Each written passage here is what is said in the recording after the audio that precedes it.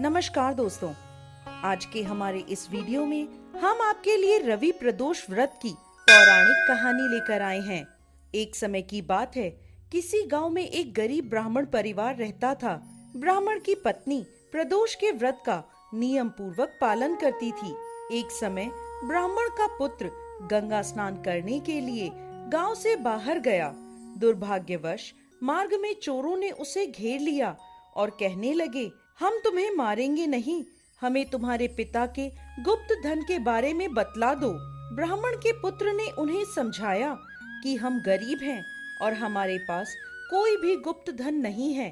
तब चोरों ने उससे कहा, अच्छा, तो तुम्हारी पोटली में ये क्या बंधा है?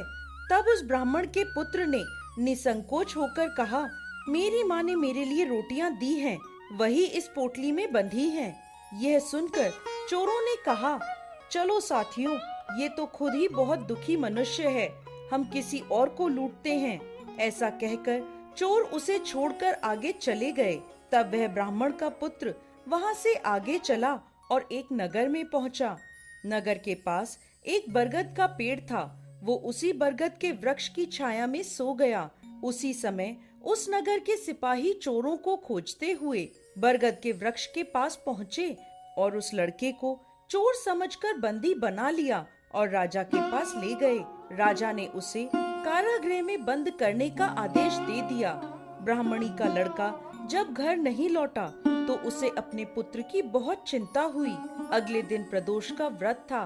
ब्राह्मणी ने प्रदोष व्रत किया और भोलेनाथ से मन ही मन अपने पुत्र की कुशलता की प्रार्थना करने लगी।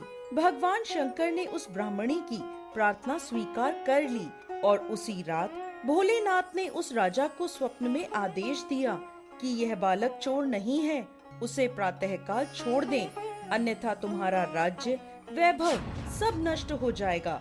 प्रातःकाल राजा ने शिव जी की आज्ञा अनुसार उस बालक को कारागृह से मुक्त कर दिया। बालक ने अपनी सारी कहानी राजा को सुना दी। सारा वृत्तांत सुनकर राजा ने सिपाहियों को उसके घर भेजा और उसके माता पिता को राज दरबार में बुलवाया। उसके माता पिता बहुत भयभीत थे।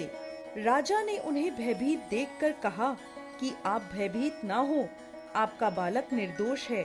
राजा ने ब्राह्मण को 5 गांव दान में दे दिए, जिससे वो सुख पूर्वक अपना जीवन व्यतीत कर सके। इस तरह ब्राह्मण आनंद से रहने लगा। भोलेनाथ की दया से उसकी दरिद्रता दूर हो गई। जो भी मनुष्य रवि प्रदोष व्रत को करते हैं, वह सुख पूर्वक और निरोगी होकर अपना पूर्ण जीवन व्यतीत करते हैं।